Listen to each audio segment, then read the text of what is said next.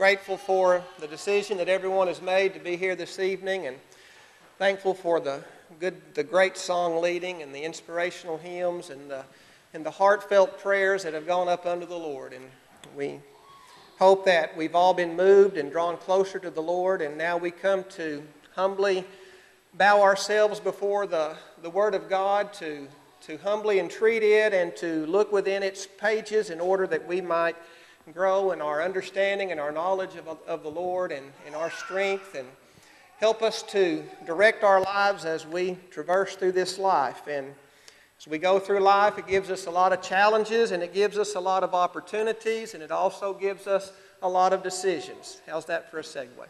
We are going to study this evening about how to make, or not necessarily how to make, but about making good decisions. We want to look at the Scriptures this evening to see if we can enlighten ourselves to make ourselves better decision makers. You know, whenever you look out into the world today, or maybe whenever you just look into your own family, you see decisions that you kind of scratch your head and wonder, wow, what was that all about? And we see that the decisions that people make, some people make decisions in the early years of their life that they spend the rest of their lives affected by a single decision or a series of decisions made very young in their youth. People who make financial decisions while they're young, living the rest of their life trying to climb out of that hole that they were in. People who make spiritual decisions, and you know, you hear people talk a lot of times, I wish I would have known then what I know now. And so many people living in regret for the decisions that they've made. And so we want to look at some things tonight that help us to understand just what's involved in making a decision, and help us to become better decision makers, and more importantly, be able to teach our children to be good decision makers. You know, that's a skill that I think a lot of times we as parents don't understand the importance of, and that's teaching our kids how to make a good decision. A lot of times we want to tell them the decisions that they're supposed to make, and we want to tell them every decision that they are trying to make, but we've got to understand that we're not always going to be with them. That there's going to be times when they're going to be faced with decisions when we're not going to be there to tell them what to do.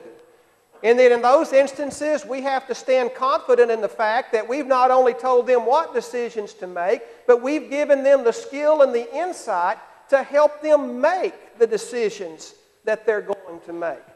And so tonight, I want you to turn in your Bibles to Genesis chapter 25. We're going to read verses 27 to 34, and we're going to read about a decision that was made. We're going to look at the story of Esau and Jacob, and we're going to look at the account of Jacob whenever he obtained the birthright of Esau. And I understand before we get started in this that God, before this event ever happened, had chose Jacob over Esau. That Jacob he loved and Esau he hated. That God had His will and His plan and His purpose concerning these people. But we need to understand that God works His plan and He works His purpose through the decisions and the actions of people as we live our lives. And so whenever we look at this circumstance, we're aware of the fact that God had made a choice already, but I want us to look at the human and the earthly decision that Esau made and see if we can draw from it some principles to help us to become better decision makers from the bad decision that he made. One of the things that Brother Jerry taught in his leadership training about, we need to learn from the mistakes of others. And I think that the Bible gives us people not only in their glory, but in their gloom. And so we can learn from their glory, but He wants us to learn from their gloom also. He wants us to learn from the good things that people did, and He wants us to study people that maybe didn't do so good and see if we can understand truths from that will help us and encourage us. First of all, a decision, the word decision comes from the Latin word, that's it, means to cut off. To cut off. Now, whenever we think of a decision, probably the last thing we think about is cutting something off. But what the word actually has reference to is having a piece of lumber and then you cut it off. In other words, I cut it off. This is the part that I want. That's the part, that's the waste that's laying there, so I've made my decision. That's what a decision pretty much is in its very basic and fundamental form. I'm going to cut something off, I'm going to take something, and I'm going to leave something behind. So it's like if you're out building a house and you need a piece of wood about 8 foot long, or not 8 foot long, 8 inches long, and you tell your son, hey son, go get me a piece of lumber where I can cut me off an 8-inch piece. And so they come walking up there with an 8-foot 2x4 underneath their arm, and you need 8 inches. You're going to say, well, now go back and find something a little shorter than that. Because you know that if I cut off 8 inches of that, I've taken that stud, which is supposed to go into the wall, and now I've made it where it's not going to serve its purpose anymore, and all I'm getting out of it is a little old 8-inch piece of wood that I can get anywhere else. So when I make that cut and I pick up that 8-inch piece of wood, I've got some waste laying there. And so we know, well, we don't want to waste that much. So we know that's not a good cut. And that's what a decision is. A good decision is a good cut, where the benefit of what you gain is greater than the cost that you paid for it. I don't want to ruin a good stud for a little old piece of wood that I can get anywhere else. I go to the scrap pile and get that. And so whenever we look at a decision, that in its fundamental basic form from the Latin word, it means to cut off. And so we're going to keep part of it, and then part of it is going to go to waste. And decisions are easy to make. If I offered you $1,000 and offered you $1, which would you take? You're looking at me like, is this for real? Yeah, it's for real. Well, you'd take the $1,000. Real simple, isn't it?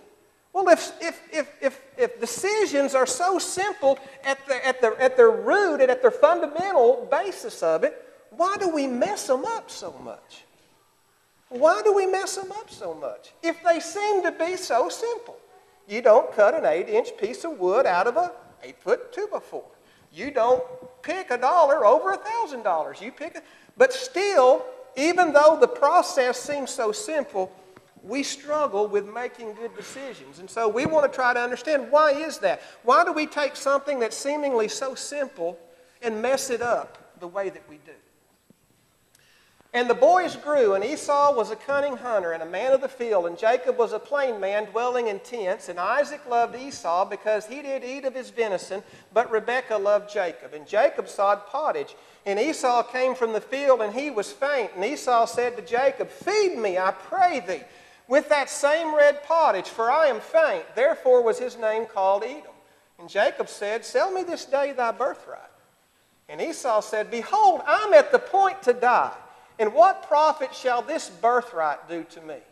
And Jacob said, swear to me this day. And he swore unto him, and he sold his birthright unto Jacob. And Jacob gave Esau bread and pottage of lentils, and he did eat and drink, and rose up and went his way. Thus Esau despised his birthright. Let's look at Esau's choice here. Esau comes to Jacob, and he comes from the field, and he's faint, he's famished. He wants something to eat. And so he sees Jacob there making some pottage of lentils. That's a thick soup made of a type of bean called a lentil. So let's put it in our vernacular today, just a good old pot of bean soup. And so on this hand over here, he has bean soup. But then Jacob says, give me your birthright and I'll give you some bean soup. Well, what's a birthright? Well, in a birthright, the child that had the birthright would receive a double portion of the father's inheritance. And the blessing that went along with the birthright offered him rule and authority over other members of the family. He would become the patriarch and priest of the house upon the death of his father. So with the birthright and the attending blessing came wealth, honor, dignity, religious, and historical significance. So on the one hand, we've got bean soup. Then on the other hand, we have wealth, honor, dignity, and historical significance, and family authority. Which did he choose? He chose the bean soup. Was that a good decision? Was that a good decision? No, it wasn't a good decision. And so what we want to do this evening is to try to understand, where did Esau go wrong in that decision? Because I think that Esau's decision is typical of many of the decisions that we make today that go awry. And this is something that we really need to consider, because whenever you stop to think about it, our life is the sum total of all the decisions we've ever made. Think about that. That's an awesome thought. Now, I make this statement, and sometimes people will take me to task, and so, well, what about genetics?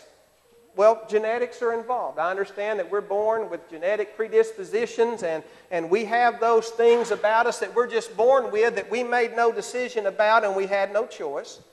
Well, what about people that have different opportunities than you? Because the people here at College Park and the families that live here, the families and the children that are in those families have a completely set of choices than someone that lives in the inner cities of Houston.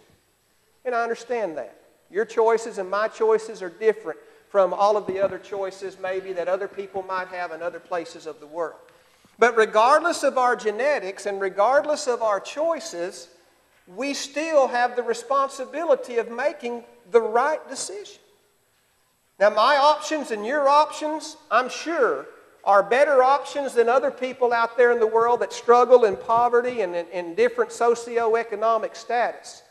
But nonetheless, the success of their life and who they become depends on the decisions they make in the situation that they're in, just like who I become and who you become in life is based on the decisions that you make and I make in the situations that we're living in. So though our choices may be different, our lots in life may be different, still it's the power of our decisions that shapes us and frames us as we are. So, like this right here. Part of that's genetics, but a big part of it's choices. Decisions. Whenever you look at the job you have, you look at the education you have, you look at your family, you look at your relationships, you look at every area of your life. They are the way they are based on the decisions that we've made. And so we've got to become good decision makers. And we've got to understand some of the intricacies of making a good decision so that we can have a right focus and exercise ourselves in good decision making. The process of making a decision. Number one, identify your choices. Number two, assign value to those choices. And number three, choose the most valuable. That's not hard to do. We all did it. $1,000, $1, you identified your choices. You saw the value of the choices. You pick the most valuable of those. We go to cut an 8-inch piece of lumber out of an 8-foot piece of lumber. We know that that's not good value judgment. And so what we do is we make another decision to get something maybe that's a little more conducive to where we can get a better value for our cut. And what we want to understand is that every decision is based upon our personal values. Bad decisions are based on bad values. And I'm of the opinion that the reason that we make so many bad decisions oftentimes is not because we don't understand the process. We have difficulty in assigning value to our choices. Difficulty in assigning value to our choices. Matthew 6:21, for where your treasure is, there will your heart be also. The word treasure means what is most valuable to you. If you want to know what's most valuable to you, if you want to know what's most valuable to me, look at the decisions that I make. Because I'm always going to make decisions that are going to favor what I deem to be the most valuable. If somebody makes bad decisions in reference to their marriage, it's because I believe they don't value their marriage. If people make bad decisions in reference to their spirituality, I believe it's because they don't value their spirituality. Because whenever our values are ordered by God and our decisions are based upon those godly values, those are going to be decisions that are going to bring blessing to our life. And if you'll look at Genesis 25 and verse 32, Esau made a value statement. Esau said, behold, I'm about to die. What profit shall this birthright do to me? So he comes up and he says, and I'm about to die. Here's food. Here's a birthright. What good is that birthright going to do to me now? I want some bean soup. And so he takes the bean soup. I think it's interesting here. How many of you think Esau would have really died? I don't think so. The Bible tells us that Isaac loved Esau. And Isaac was a very, very wealthy, rich individual. I'm not a very, very wealthy, rich individual, and I doubt that many of y'all would say you are. And if my son was hungry, I'm not going to let him die. But you see, Esau is like a lot of people today. They take a situation and they take a circumstance and they get caught up in it, and they don't assess the circumstance for what it really is, and they make bad value judgments. You know, it's like with teenagers, and you take them to the mall shopping. They've got to have those tennis shoes. They've got to have those clothes. Oh, and I'll just die if I don't get those tennis shoes. I'll just die if I don't get those clothes. And then they don't get them, and then you walk down the mall and there's dead teenagers laying all over the mall. Because they didn't get it. They were just going to die. They get very dramatic. And they get caught up in the pressure of what's in style. They get caught up in the pressure of the fad. They get caught up in the pressure of what their peers think. And they place so much value on a pair of shoes and a t-shirt. And so they make bad value judgments and therefore make bad decisions. So whenever we look at Esau's decision, based upon his treasure, based upon his values, whenever he looked at that bean soup, he saw life. Based upon his treasure and his values at that moment, his birthright was nothing. What was his treasure? Self-preservation. I'm about to die here.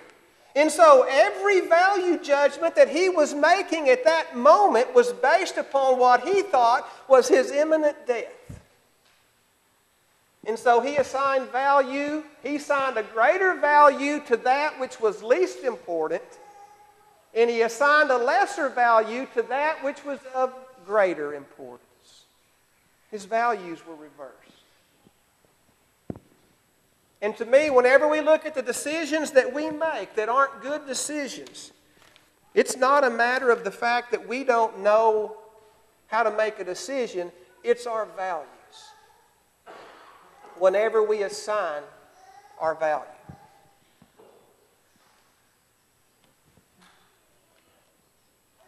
In Hebrews chapter 12, verses 16 to 17, the Hebrew writer speaks concerning Esau.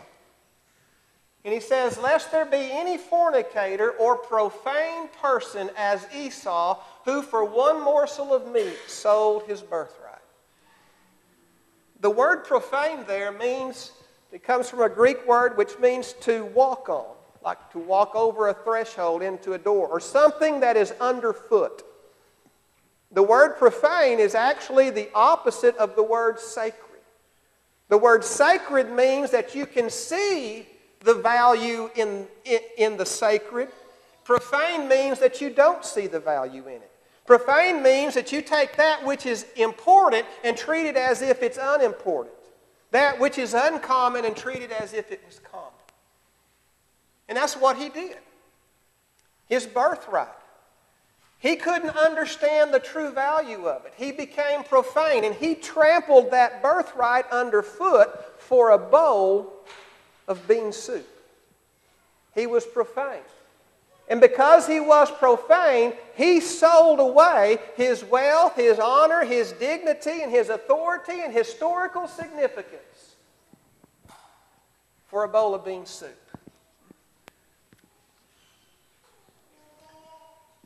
For ye know how that afterward. See, that's the thing about a decision.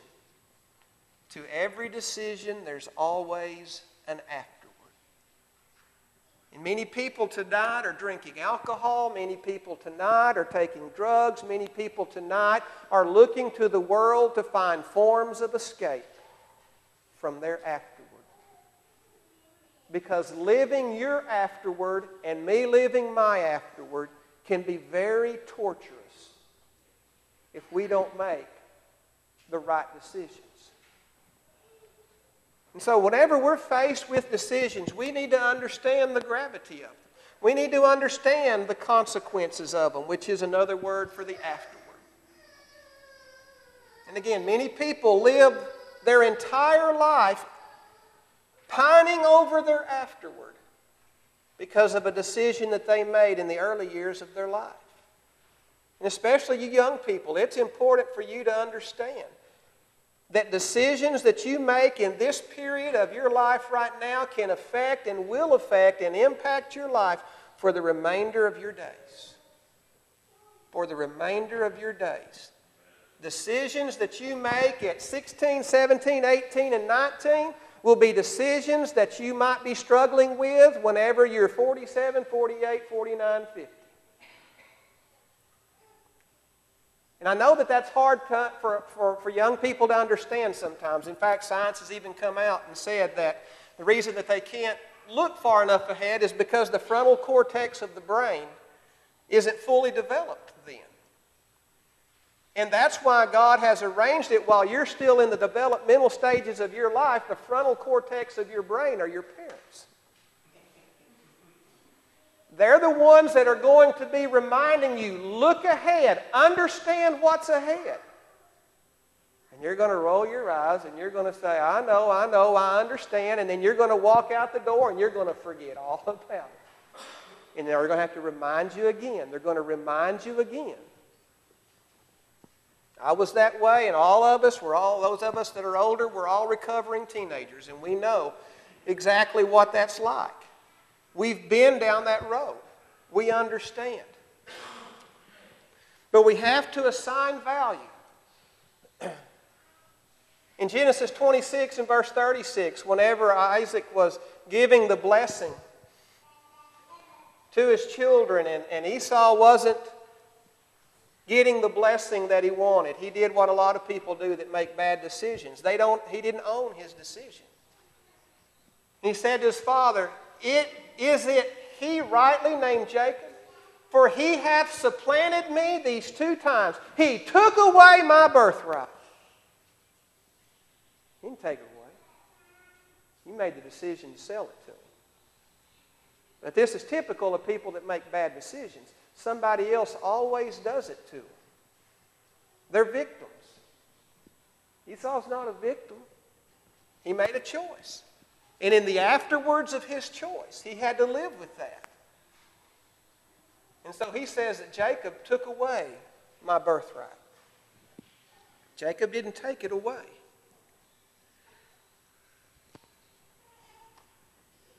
Whenever we're assigning value, oftentimes we make decisions based on the value to us at a particular time.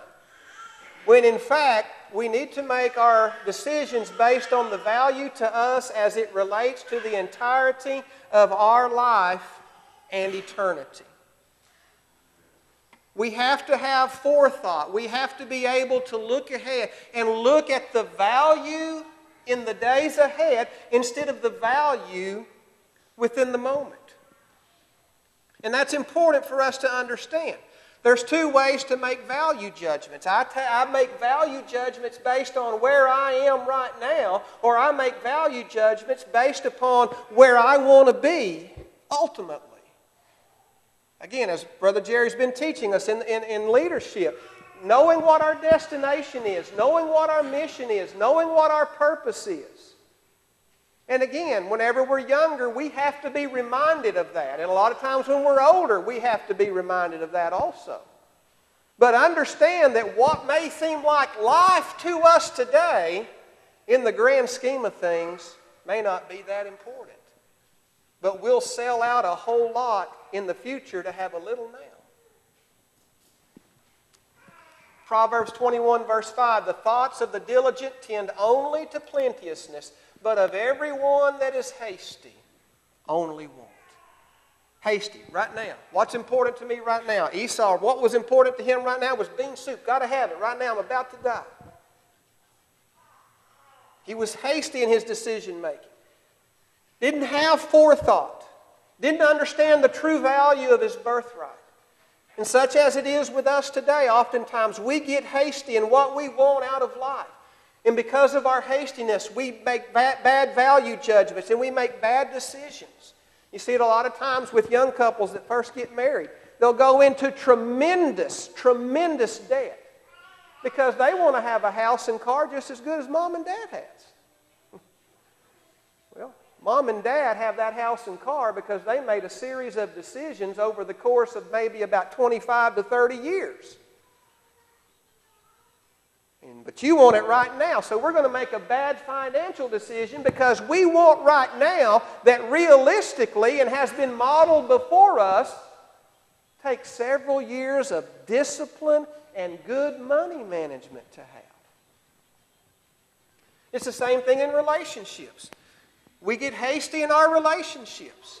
That we'll take to ourselves people that aren't the best people for us, but they're there right now and they satisfy some superficial needs, so we're going to make this our relationship for life. And we don't get out of the first year. We get hasty.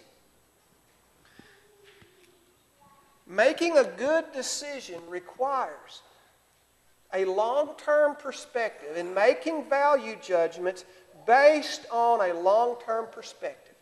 You know, value is all based upon reference to something. You know, I might see something that to me is not real important. You know, as the old saying goes, one man's junk is another man's treasure. You know, I might have a baseball card in a yard sale and sell it for 25 cents and somebody buys it and goes and retires off of it.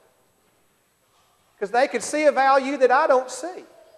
And that's one thing that we need to understand, that a lot of times we don't see the true value of things, and so we have to talk to people.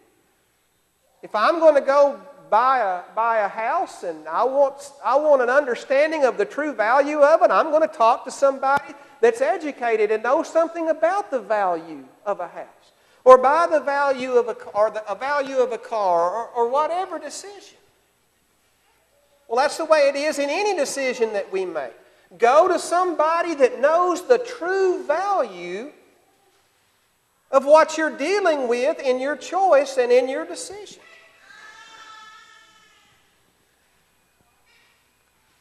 Brother Jerry, again, I'm referencing your study a lot, but one thing that he said in one of the studies was that, you know, there are no new problems. I mean, there's some nuances and some things, but basically there are no new problems. As mankind has lived, mankind has pretty much faced about every problem that there is. And I kind of look at that with decisions also. There are no new decisions. A lot of the decisions that I've been faced with, other people have been faced with. A lot of the decisions that you're faced with, other people have been faced with them. That they've been in that spot. And not only have they been in that spot and made that decision, even more importantly is that they've lived the afterwards. They can tell you what the afterwards is like. They can tell you what the afterwards is like.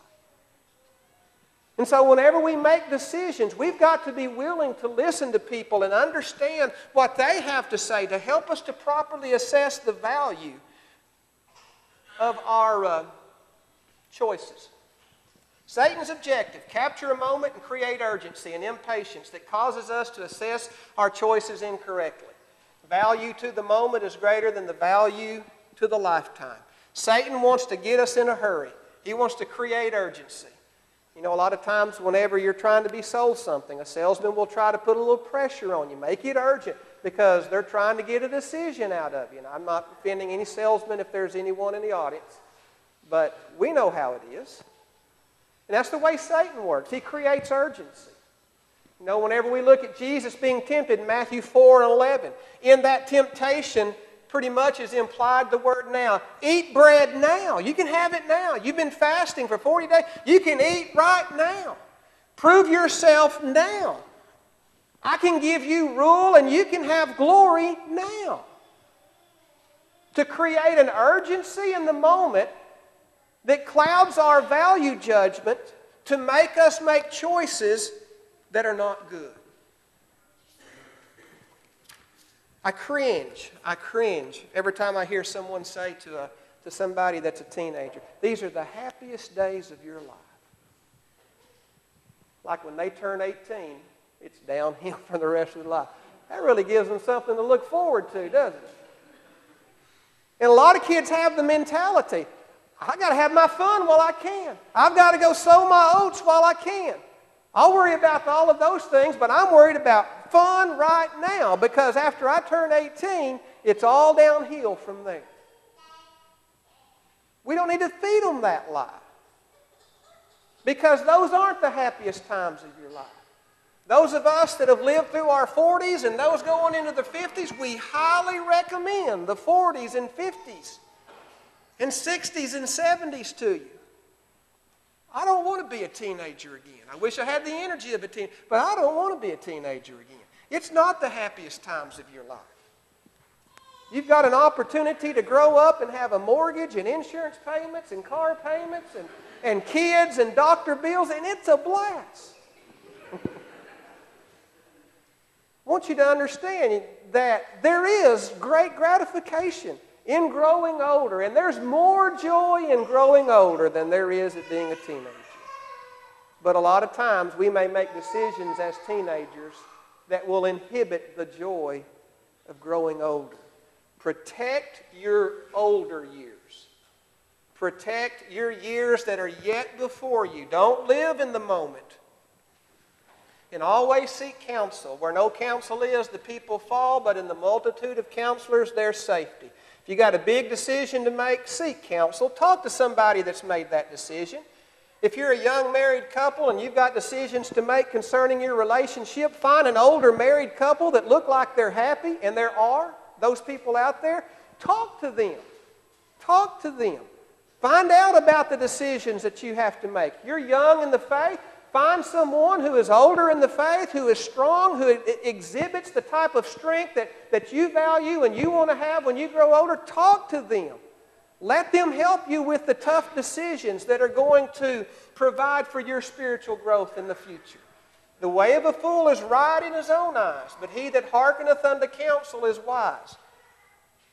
The way of a fool, I might see some value in something in which there is no value.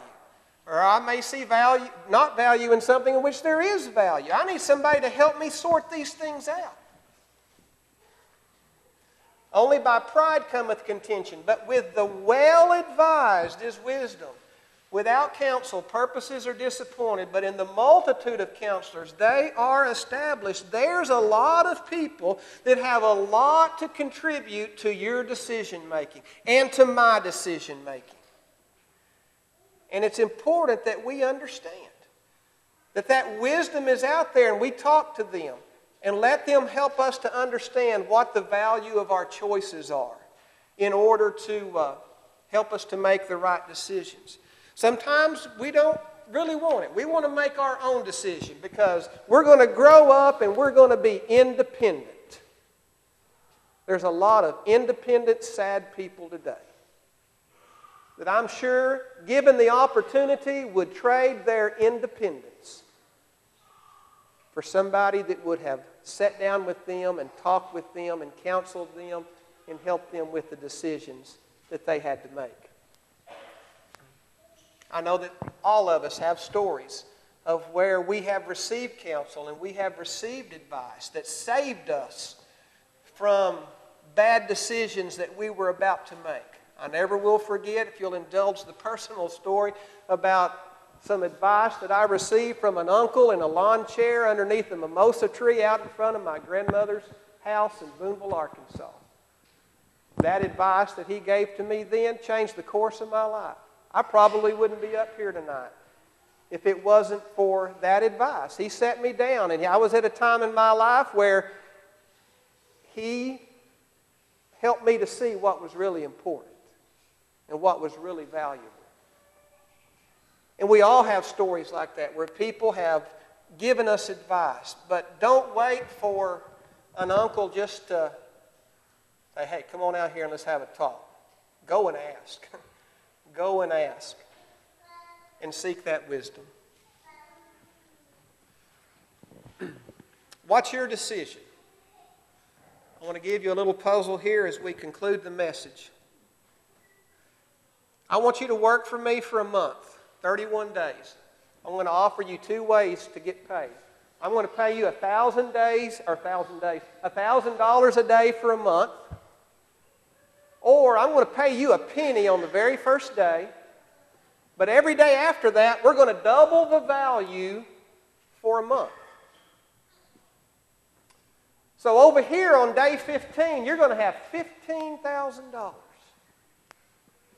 Over here, day 1, we'll have a penny. Day 2, you'll have 2 cents. Day 3, you'll have 4 cents. Day 4, you'll have 8 cents. Day 5, you'll have 16 cents. On day 15, you're going to have $163.84. Well, somebody said, well, any fool can see that. I want $1,000 a day.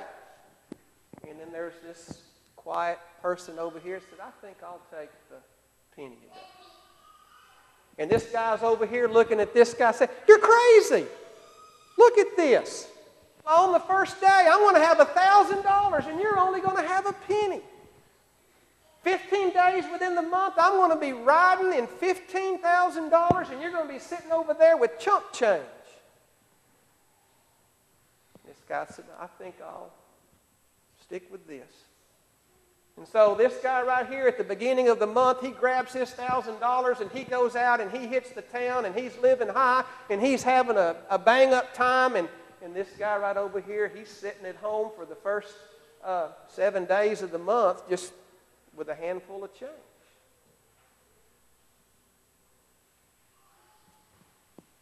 So which one would you choose? Well, if you chose the first one, at the end of the month, you're going to have $31,000. Wow, that's a lot of money. That's a lot of money. Right here at the end of the month, you're going to have $10,737,418.24. If you don't believe me, this is how it works out. Keep doubling your money.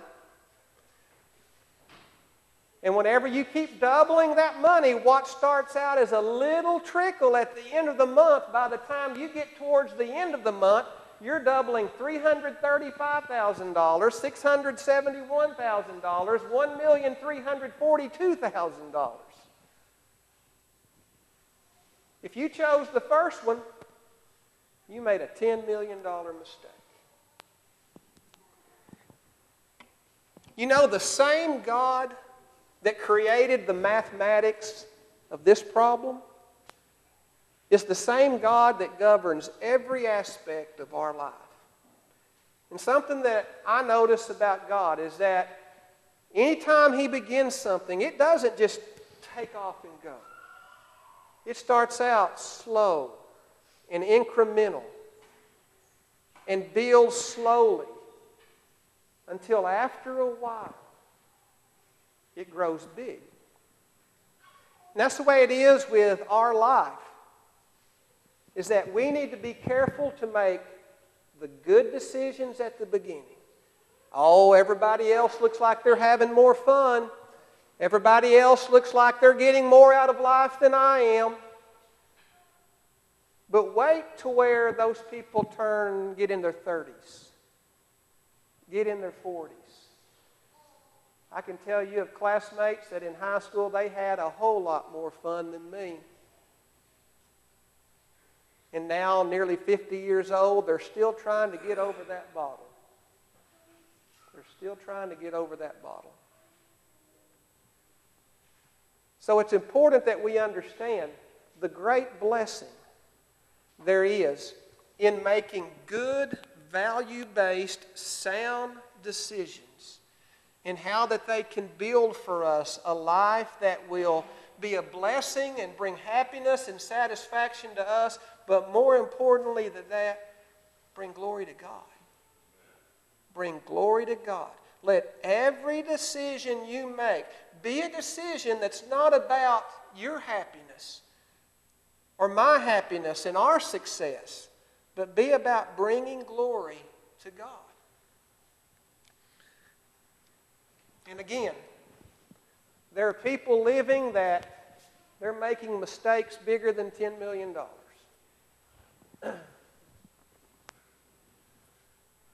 Important question to ask. What is my treasure? What are my choices, and what's determining for me the value of each choice?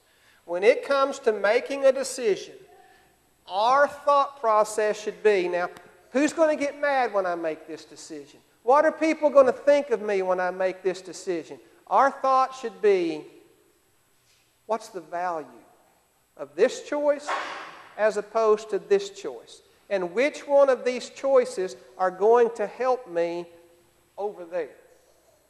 Not right here, but what's going to help me to get over there? That we need to utilize the counsel of wise men and women to be sure that our choices are sound and add value to our entire life and not just the moment. Because what may feel good and seem right for today is probably not going to be right and good for the next day. That we have to be disciplined in our decision making. We have to make proper value assessments in our decision making. And we have to receive the counsel of others who have lived those decisions. You know, if you're a 16-year-old girl having relationship troubles, don't go to another 16-year-old girl. She doesn't know any more than you do. Find somebody that's lived through 16, that they've made those decisions. Get their counsel and get their wisdom to try to understand. And young guys, the same way with you. And know the value that comes from the wisdom of older people that have made that decision. They understand the afterwards. They understand the value of the choices. And so they can tell you and help you make the decision that's going to be the best for your life. So I hope our study this evening has been helpful. If you're in the assembly tonight and you're not a Christian, you've got a decision to make. You've got a decision to make, and you need to understand the value of your choices. You can choose this world, or you can choose the Lord. You know, Jesus said, if a man gained the whole world and lose his soul, what's he profited?